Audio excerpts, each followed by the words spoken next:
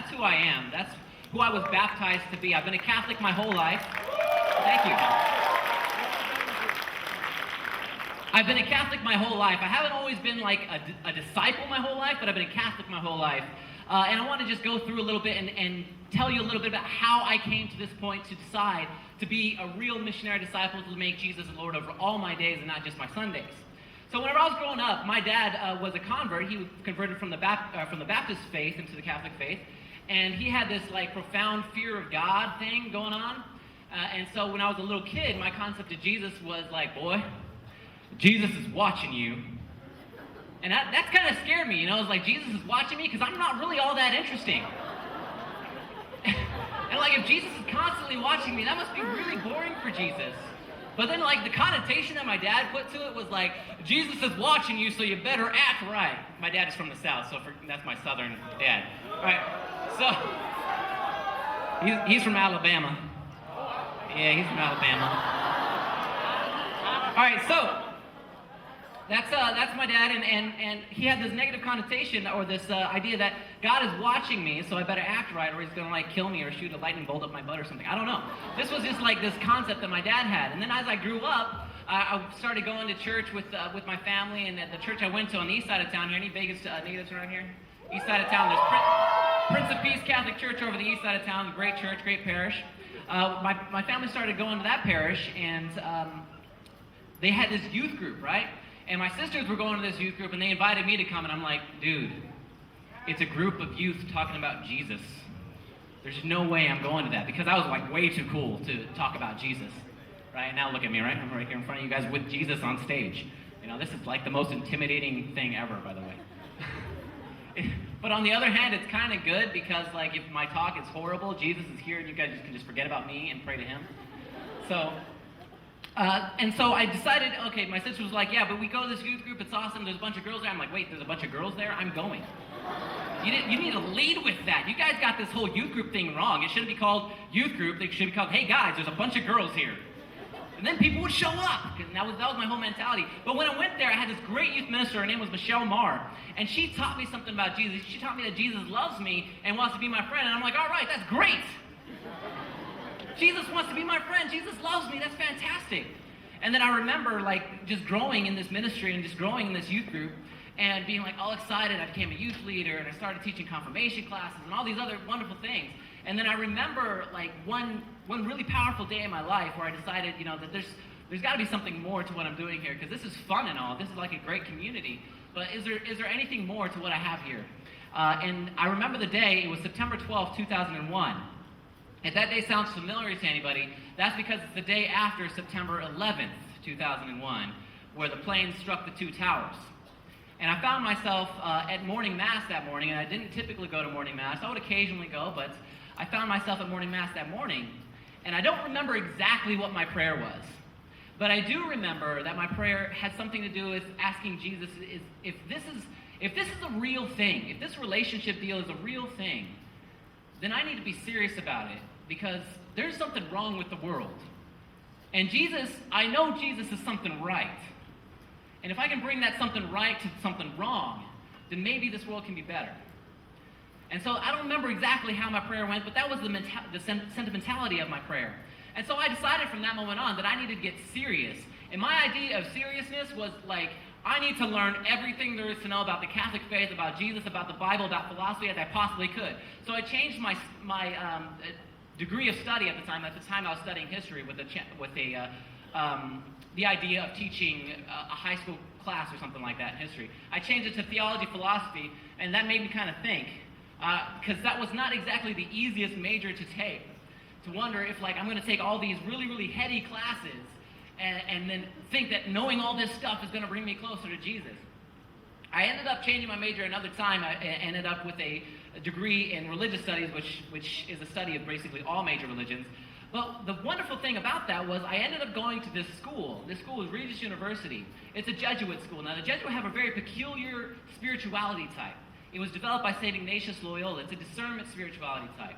And now while I was learning all this great stuff about the biblical sources, all this great stuff about philosophy, all this great stuff about theology, all this great stuff about world religions, and in the midst of all of that, I was also learning about real spirituality, a different spirituality that I've been used to.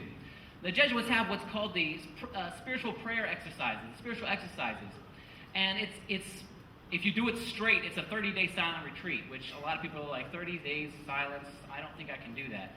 Mine was 16 weeks long because I couldn't commit to a whole month of just silence, so it was 16 weeks long and different days or whatever. And I went through this, and I began to notice that, this head knowledge about Jesus, there's something more than just knowing about Jesus to relationship with Jesus. There's an actual encounter. Jesus is living and acting in our lives. When I entered into this prayer, I started to be able to learn to recognize Jesus watching me. Like my dad had always said, Jesus is watching you. But I was like, okay, now I have a different connotation. Like Father had said while he was up here, yeah, Jesus is watching us as a lover watches his beloved. And St. Ignatius Loyola used to say that Jesus is gazing upon us, waiting for us to meet his gaze. That's the idea. He's waiting for us to look up, to pay attention to Jesus is there. Sometimes he's really subtle about it in my life. Sometimes he's just like, all right, I'm walking around and doing my daily thing, and he's really good about reminding me whenever I need to go to reconciliation, because I'll suddenly hear, in conversation, people talking about reconciliation, people talking about confession. That's not even the topic of the conversation that we're discussing, but somebody says it and it sticks to my heart. Or something on the radio somebody says sticks to my heart, has to do with me needing to go and go to reconciliation. Sometimes Jesus isn't so subtle. I remember this one time, I was in the Philippines, and I traveled to the Philippines with my wife a few years ago to visit her family down there. We went to the southern part, the South Cotabato down there, and we went to a really small province called Sarala. Now, in that little province down there, they don't speak Tagalog, they speak Ilonggo. I don't know, anybody familiar with that dialect? A handful of people. It's beautiful. I mean, it sounds very native. It's a very sweet-sounding language. But I can follow a conversation in Tagalog, but you speak to me in Ilonggo, and I'm just like, okay, that sounds real pretty. I have no idea what you're saying. So I'm down there. I can't understand anything anybody's saying. For all I know, they're looking at me like, hey, that guy looks kind of like Agamulag. I bet we could sell him. And I'm just like, oh, I love you too. It was a great experience. My favorite experience down there while I was down there is we got an opportunity to go to Mass together. And the church was like the biggest building in the entire province. And so we go in there. There's no walls around the church, just kind of pillars holding up a roof. And so we go in there, and everybody is going to church. And I'm like, this is great. Everybody's in the community is kind of here at church, and we're all worshiping together. And, of course, I couldn't understand anything that was going on, but I knew when to sit, I knew when to stand, I knew what the prayers that were saying, I knew what the readings were. So it didn't really matter that I couldn't understand everything that everybody was saying. And so as I'm going through here, I decided to just kind of reflect on the oneness and the awesomeness that I'm able to worship in this foreign place, in this language that I don't understand, and I can still feel part of this great community. And I'm reflecting on this and praying about this. I go to communion, I go and sit back, and I kneel down, and I'm thanking Jesus. I'm saying, Jesus, this is wonderful how I can worship here, one, with people who don't speak the same language as me.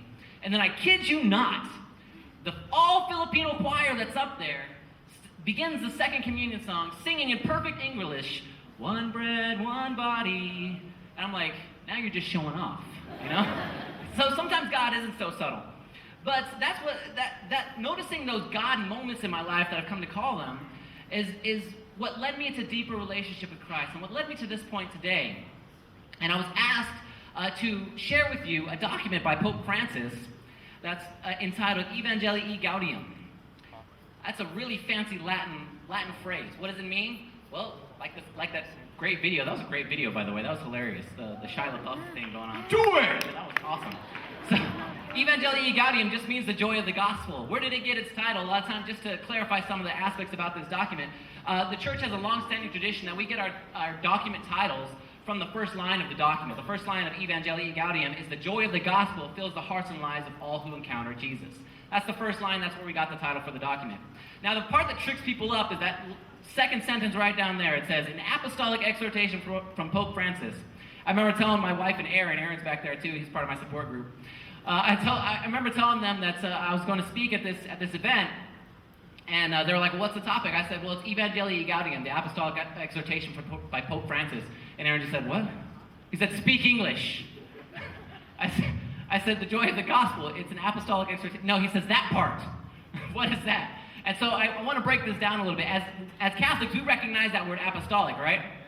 Yeah, we know that that's like from the apostles. And if it's by Pope Francis, we know that it's going from the line of the apostles that we call the popes, going tracing themselves all the way back to St. Peter, the first pope. So this is some kind of authoritative something that's something, and we have this next word that describes the authoritativeness. It's the exhortation. And an exhortation, what we mean by it's an emphatic address, it's an address emphatically urging somebody to do something. So this is from Pope Francis, the apostolic line, the leader of our church, emphatically urging us, because it's addressed to us, all Catholics, to do something. So it's coming from the highest authority asking us to do something. How many here was able to read the document? Anybody here read the document? Nobody read the document. If you did, I would excuse you. You could have been like, oh yeah, I read the document. I'd be like, go home. Because nothing I'm going to share here is going to be as great as what's inside this document. Why was the document itself written? Most apostolic exhortations are written in response to a synod. A synod is just a gathering of bishops, and there was one held in 2012 in October, a synod of bishops on the evangelization, on the new evangelization and the transmission of faith. Now this document was written in response to this. The Pope took all of those documents, everything that the bishops talked about at that synod, and said, okay, here's the practical application, church. Here's how we live out what's being called there. And it's all summed up, I think, very well in paragraph 120, where it says, all the baptized, where the Holy Father writes, all the baptized, whatever their position in the church or their level of instruction in the faith, are agents of evangelization. We no longer say that we are disciples and missionaries, but rather that we are always missionary disciples. I mean, have you guys ever considered yourself a missionary? To be a missionary means that you have a mission. What is our mission? Our mission is to share the gospel, the good news, which isn't just like words. The good news is a person. The good news is Jesus. We are called by our baptism and commissioned by our baptism to share Jesus, to bring Jesus in word and deed. Yes, we have a mission, and we are sent out. So now, as we go out on our mission, we know that there are obstacles to our mission. And Pope Francis goes about in his document outlining some of the obstacles to our mission. Some of the obstacles are like just globally obstacles, and some obstacles are kind of like ones that we create ourselves. We've created in our culture right now what he calls an economy of exclusion. You guys know what that means. Like there's certain people that just aren't part of the community, aren't welcomed, and we don't preach the gospel to them. We don't share the gospel to them in word and deed. No, they're just kind of in the margins. You know, the people that just are left out at school, or the people that are just pushed off to the side in our neighborhoods. He refers mostly to the homeless, to those who are vulnerable and who are marginalized in society. He says the excluded are not necessarily exploited. They're not like we're taking advantage of any of these people, but they are outcasts. They're leftovers. That's paragraph 53. He continues, and this point is poignantly made here, where he says, how can it be that it is not news when an elderly person dies of exposure, but it is news when the stock market loses 2 points? That's wrong. That's not right. That's not what God sent us on this world to do. We should be sharing the gospel with everybody and including everybody into our society. But the homeless have become invisible to us, and I have a short video here to share with you.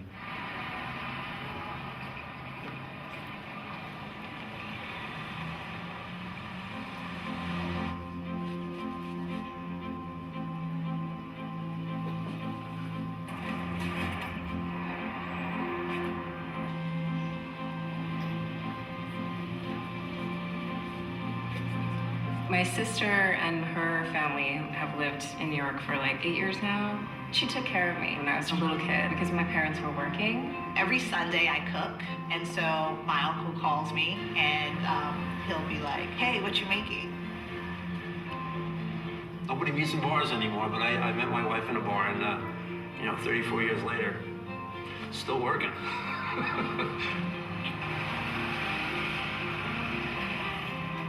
My grandma had a lot of costumes from the theater that she started. When we were kids, we'd dress up in those costumes and we'd put on little sketches for the family. My whole life, I've always felt like we were like a team, my brother and I. I think there's nobody who can understand you quite like your family.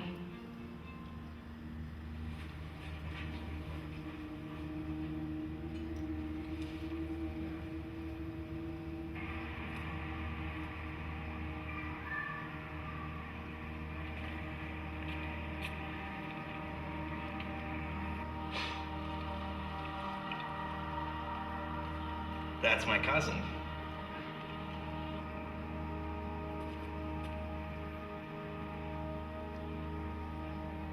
That's really weird.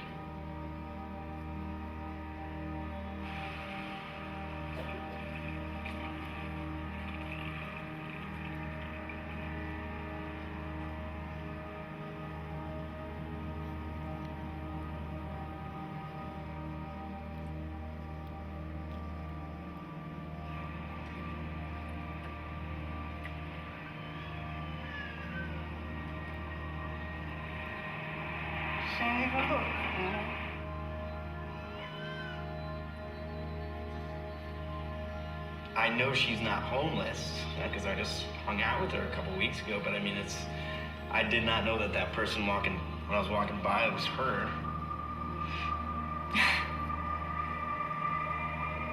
It's, things are a lot more real than you expect, so.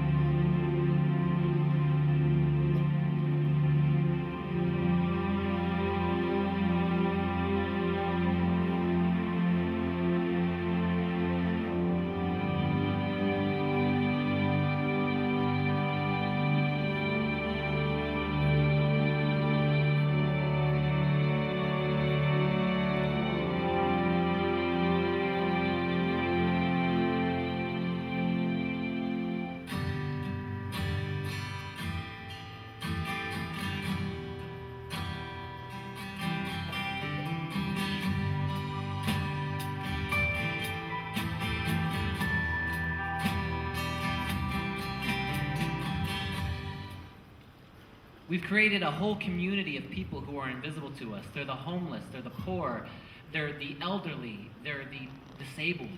The Holy Father calls us to eliminate that. Make them visible. Let them be seen. Share the gospel with them. How many of us have ever thought to share the gospel with a homeless person on the street? They need that a whole lot more than they need $1. The love of Jesus is worth so much more than $1. Speaking of that dollar, the Holy Father brings us to the next obstacle, the next challenge to our spreading the gospel, and that's our idolatry of money. He tells us that the worship of the ancient golden calf has returned in a new and ruthless guise in the idolatry of money. That's really obvious to see, right? In our community, in our world, we worship the dollar. We chase it with everything that we got. Imagine if we put that same passion chasing after Jesus. How would our world look differently? He lists a bunch of other cultural challenges as well. He lists secularism, individualism, indifference, and relativism. I don't want to go through all those, but I do want to hit one of them because it's the culture that we're living in, the culture of meh. The element of indifference. We are living in a culture that is just indifferent. If it doesn't affect me personally, it doesn't really matter. All things affect you personally. Everything, all of us are interconnected. We're all part of the body of Christ. Anything that is affecting one person is affecting the entire body. We're all children of God. Anything that's affecting one child is affecting all of the family. So the Holy Father writes, he says, we end up being incapable of feeling compassion at the outcry of the poor, weeping for other people's pain and feeling a need to help them, as though all this were somebody else's responsibility and not our own. So how do we respond to these challenges? These are some huge challenges. How do we respond to them? What do we do to respond? We're capable of responding as passionately and as aggressively to overcome these immense challenges. We can respond that way. But oftentimes we choose to respond like passionately to things that are pretty insignificant. Do you guys remember this? Oh yeah, I remember when my Facebook exploded saying Pacquiao got robbed, Mayweather, or what's his name, Mayweather likes to hug people. You know, boxing is dead, whatever, all these things. Like there was such impassioned responses to a boxing match. And, you know, it was the fight of the century, and it was supposed to be a great fight. But in the end, it's still just a sport where people make money to play a game. That is not as important as the gospel. And we got so fired up about this. We get so fired up about all kinds of things in our lives that don't necessarily matter. I remember when I was a kid, one of the most disproportionate responses that I had to like a situation that really didn't matter happened when I was in high school. I went to Las Vegas High School over on the east side of town. And over there, when I was in high school, school began at 6:55 in the morning, but got out at 1:20. So I was always excited about that fact because by the time school got out, I'm just not going to forget about going and getting lunch at the school. I'm going to wait till school gets out at 1:20 and I'm going to go eat lunch. Which is, a great idea because I can do other stuff during that lunch break. But then some days, whenever I wait till 1:20 before I'm going to eat some lunch, I'm really hungry. I'm a teenager. I need to get some food in me. And so this one particular day, that hit me. I was hungry and I was aching for something that was just gonna not only fill my stomach, but also tear it up. You know what I'm talking about? And so I wanted to eat something that was nasty, but also filling. And back in the day, that place used to be McDonald's. So I went to McDonald's down the street from the school. I drove down there and I get into the store, and it was terrible because it was everybody had the same idea that I had. The place was packed. And I'm like, no, not this many people eat at McDonald's. Why are all these people here? And then I realized that it just seems packed because there's one pimple-faced guy behind the cash register who can't count back change correctly, and it was taking forever. And so I'm sitting there trying to keep my mind off the hunger, and I like to people watch when this happens. So I'm just watching people around me, and there was this old lady that was in front of me, and she had one of those giant purses, the old lady giant purse. But she had it clutched up like it was a clutch purse, like she was going clubbing or something. And so she had that up against her like this, but what was weird was she kept going like this. Just opening it, looking inside, and closing it really fast, and looking around. I'm like, what's that lady got in that purse? So I'm I'm a little taller than her, so I kind of start peeking. I'm I wonder if I can see what's in there. And I could see from the corner of my eye, this other guy kind of saw the same thing going on, and he wanted to know too. So I'm oh, that's really funny. People want to know what's inside this lady's purse. And she keeps doing it. But before I can even think about anything or kind of gather the whole situation, that other guy grabs her purse and runs out the door. And that lady's just screaming. She's ah!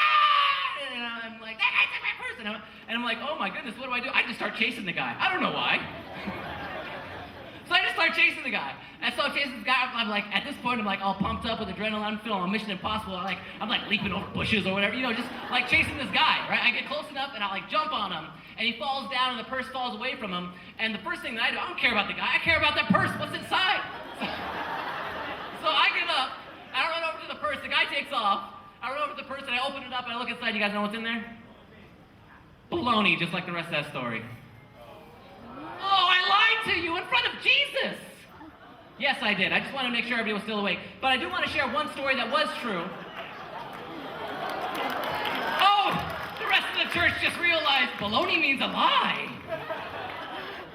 Okay, so I do want to share one story that is true. Before I was doing youth ministry professionally, I worked for a bank for 6 years, and in those 6 years, I was robbed 3 different times. I remember the last time I was robbed. I was working at a bank on the west side of town, and the guy, I was the assistant manager at the time, and it was lunchtime. It was pretty busy, and one of my employees who was off in the lunch area or whatever, she comes running out of there, and she looks at me. She says, "I just saw this guy putting on a ski mask. He's going to rob us." I turned to her. I said, "Did you call 911?" She said, "No, I came to tell you." I'm I'm not the cops. And sure enough, the guy comes in, full on ski mask, jumps over the teller line, demands the money from all of the tellers and all that, and then takes off. And I don't know what it was. I don't know if it was just the fact that I was burnt out as working for the bank, or I don't know if it was the fact that one of my employees didn't call 911 when she saw somebody putting on a ski mask and walking in. I don't know if I was just having a bad day or whatever it happened to be, but I did run after this guy. I jumped over the teller line, and I went out the door, and I chased this guy down into the parking lot. He had a friend waiting for him inside the pickup truck. He jumped in the pickup truck, and they drove off. But the branch that I was working at was right next to our corporate offices. And somebody from the corporate office came down at that same time, and they were getting into their car, and I pointed at that truck. I said, "That guy just robbed us." And so they went and they followed the guys, and then we eventually called the cops, and they arrested them because it was pretty easy to track them down. And so that guy got arrested, and this all took place between them robbing us and them getting arrested. It all took place in about 20 minutes. In about 30 minutes, the CEO of the bank walks me into my office and begins to chew me out, saying, "Why did you chase after this guy? Money can be replaced. You can't." And I started thinking, I was why did I chase him? This guy could have killed me. I'm he's in a ski mask, and he just robbed the bank. He could have easily just killed me. He had another guy waiting in the car. They could have threw me in the back of the pickup truck and buried me in the desert. Nobody would have known. Right? Why did I chase after this guy? And then I realized that whenever we feel like we've been robbed of something, we'll go through incredible lengths to try and get that back. But as Christians, what we don't realize, We're being robbed every day of our mission. We're letting our mission just slip by us. And Pope Francis points that out. He says, don't allow yourselves to be robbed of missionary enthusiasm, of the joy of evangelization, of hope, of community, of the gospel, of fraternal love, of missionary vigor. He goes through this whole litany of the things that we are being robbed of, that we're allowing our community to rob ourselves from with all of these challenges. We need to step up to the plate and respond with excitement, with vigor, with joy. And how do we respond then? He gives us some things that we need to overcome in our own personal lives in order to be able to respond properly. The first one, he says, we need to learn to say yes to missionary discipleship. There's my little meme here that makes fun of Christians or people who are creationists.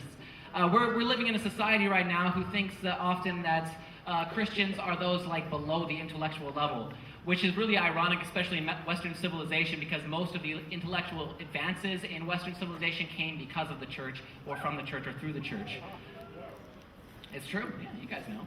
So, what we need to learn is we need to learn to stand up and not be afraid to stand for Jesus. Not live in this like quiet inferiority complex that we've created amongst ourselves, being too afraid to say something in public circle because of what somebody might think of us, or because somebody might think that we are like those Westboro Baptist people, or some other kind of people that don't represent the Christian faith well.